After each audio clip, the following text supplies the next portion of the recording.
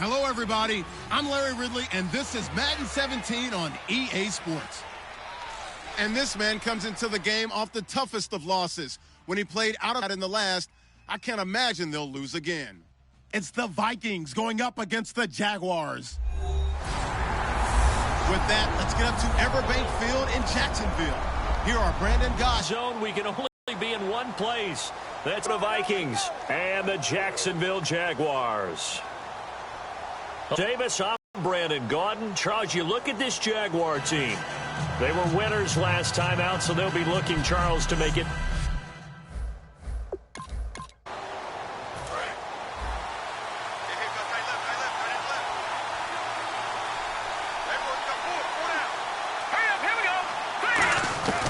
They'll come out throwing here. And he gets this one just shy of the 40. They'll mark him down at the 39. Some think the teams really won't throw a slant route unless you have a receiver that has a lot of stature to him. But sometimes the little guys, they get lost in there. People can't really locate them, and they run that quick cut on the slant, and oftentimes they can turn it into big plays. And he'll be taken down, but not before he gets into enemy territory. Anytime a team goes on the road, there's always that little bit of fear that maybe they can be affected by the hometown crowd. But this is where game planning really came into play. They talked about it all week. Go in there, establish yourselves. But that run right there, that slows down the crowd. Trying for right, and it's intercepted. Picked off by the linebacker, Paul Posluszny.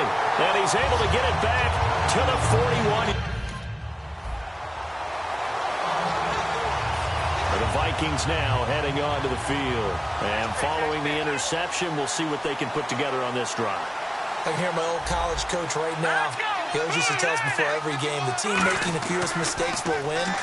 What they're hoping is that last mistake is their only one of the game. Coaches, that's all they talk about, turnovers, right? Minimizing those and maximizing opportunities.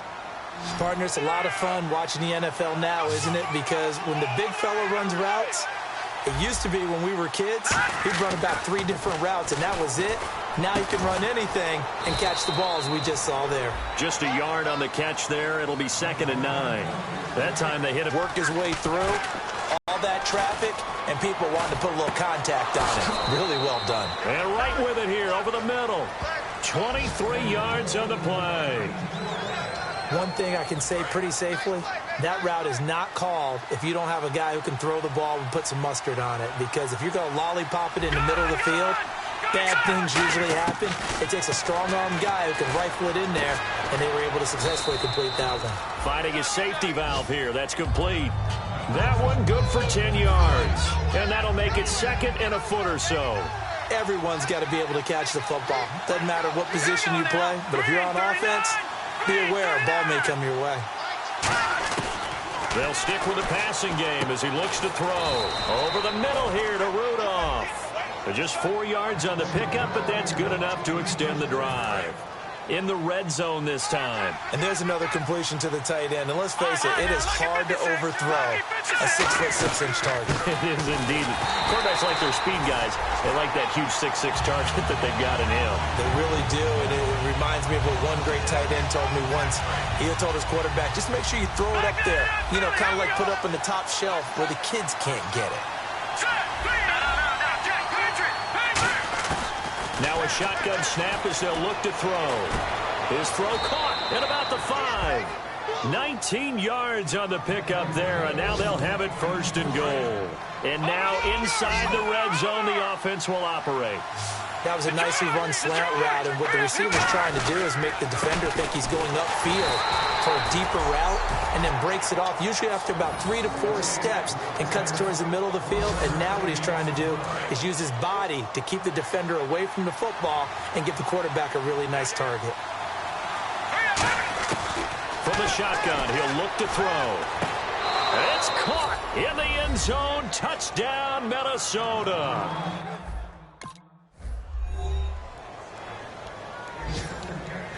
Now the Vikings offense gets set to take over here. And they will simply, Charles, be looking to duplicate what they did last drive when they were able to push it in for 6. And they hope it'll be that easy, right? To be able to take exactly what happened before, replicate it. They may have to make a few additional changes along the way because I'm sure the defense will make some adjustments, but they've got to have great confidence having scored the last time out.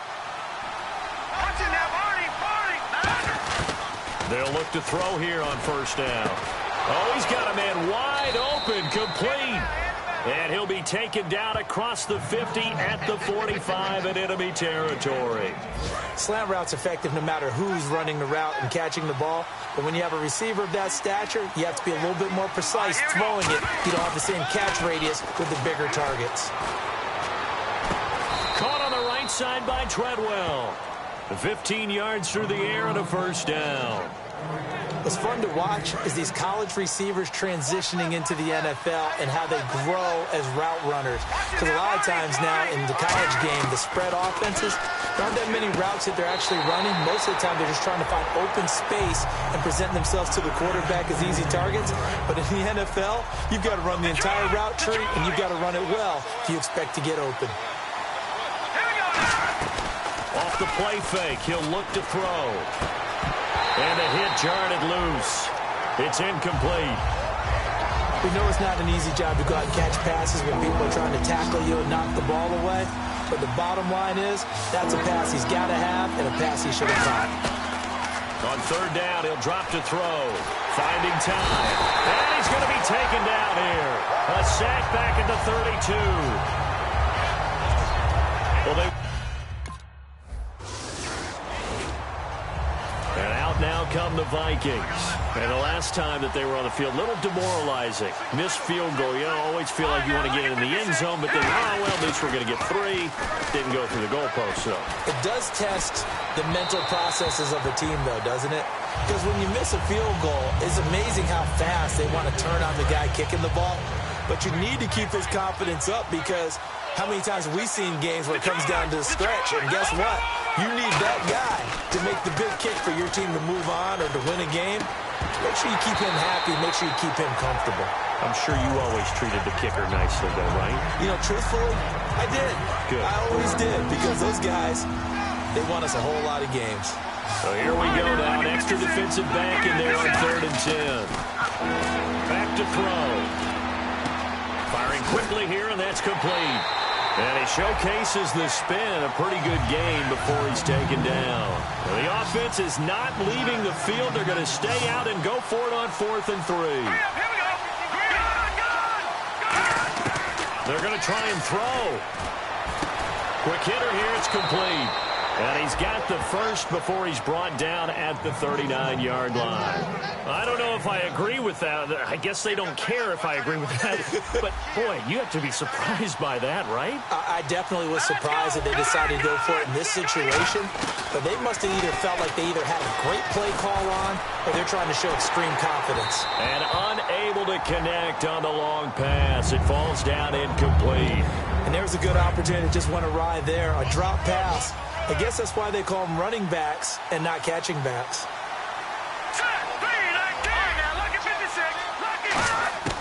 He'll try again with the arm here on 2nd down. And incomplete there. A nice hit. Jars the ball free and brings up 3rd down. After watching him drop that slant, I can hear my old coach's voice ringing in my ears right now. You can't run with the ball until you catch it. Trying to get those rack yards before he secured it.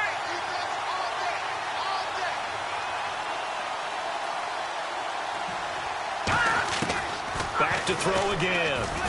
That's caught by Treadwell. And he's taken down, but not before he gets this into enemy territory across the 40. I know many people like to throw to the tight end, maybe in a little flexed out position because he creates mismatches with his size. But slot receivers do the same thing with their quickness, their speed, and their route running savvy. This will be caught inside the 10. Touchdown, Vikings. Cordero Patterson. Now the Minnesota offense set to take over again. And we'll see how this is played. Offensively, they've got the lead. Not a whole lot of time left. What do you think, Charles? Well, it's tempting to try and add to your lead. But a mistake there, that can change things in a big way. I say go ahead, take the knee, get on out for the half. They'll try and start this drive in the air, and it's incomplete. Michael Pruitt, the big tight end, is intended receiver, and it's second down. So the incomplete pass brings up second down. It's always tough for the guys throwing the football when they think they've got a completion and the ball's almost there, and then someone sneaks a hand or two in and bats it away. Flushed out right. It's caught by Treadwell. That one goes for 24 yards.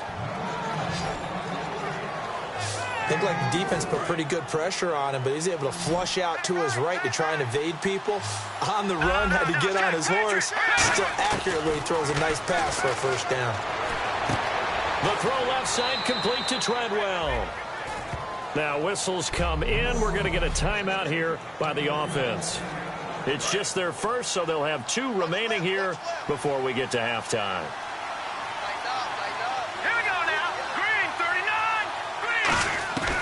They'll look to throw here on first down.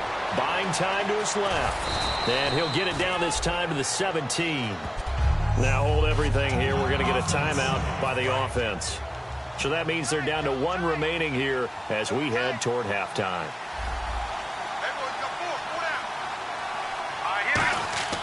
Now back to throw.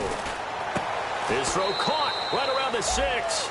It's a good gain of 11. Sets him up first and goal. And they're going to speed things up here.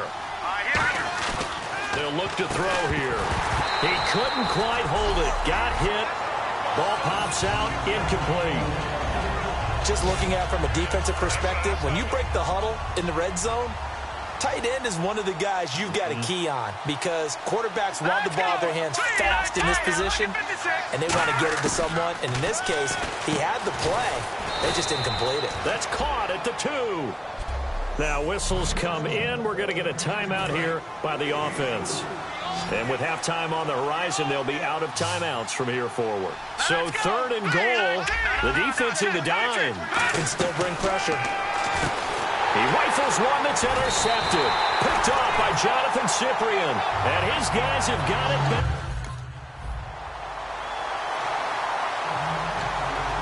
Now we take a glance at the offense as they work their way back out for their first possession of the second half. They're down in this game. A chance for the offense, though, to put something on the board, get some momentum here in half 2.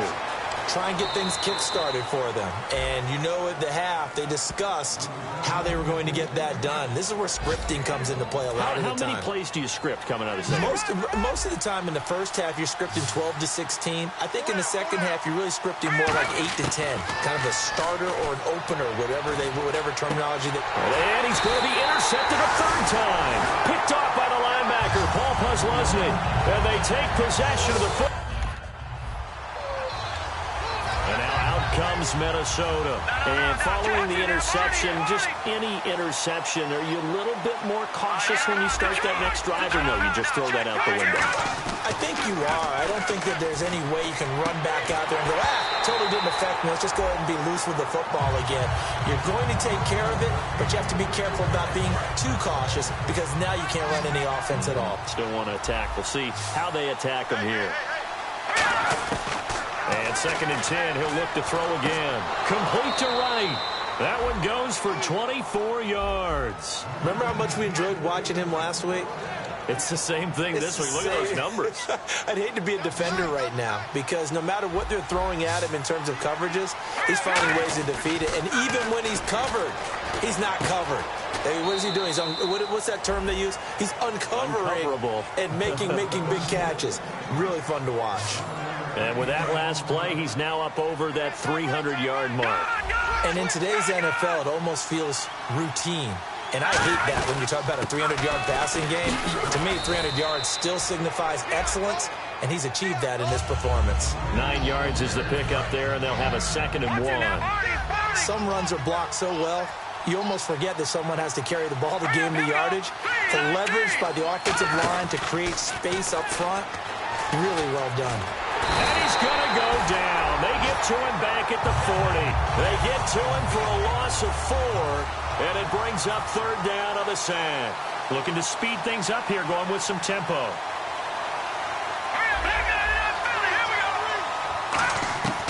Out of the gun now on 3rd down. And incomplete. The contact made the ball roam free and brings up 4th down.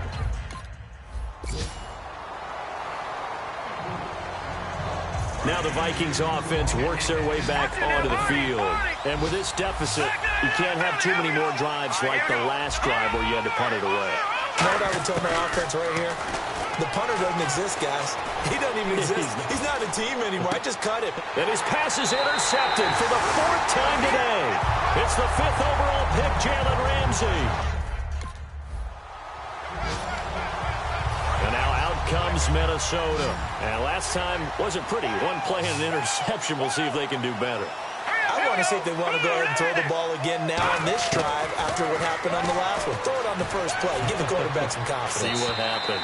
Toward the right sideline, but it's incomplete.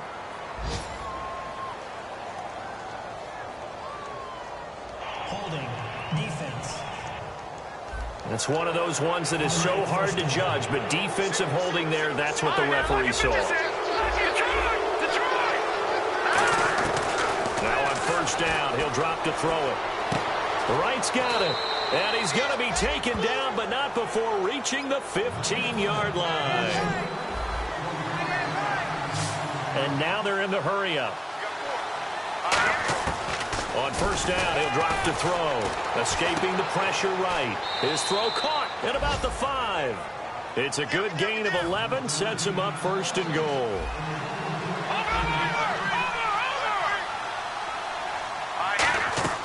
Now they'll throw here out of the gun. That's caught at the 2. The completion good for 3, and it's 2nd down.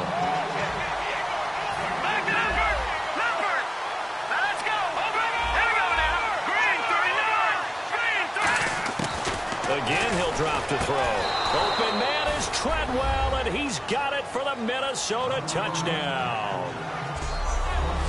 Laquan Treadwell with touchdown number 7 on the year. And the Vikings.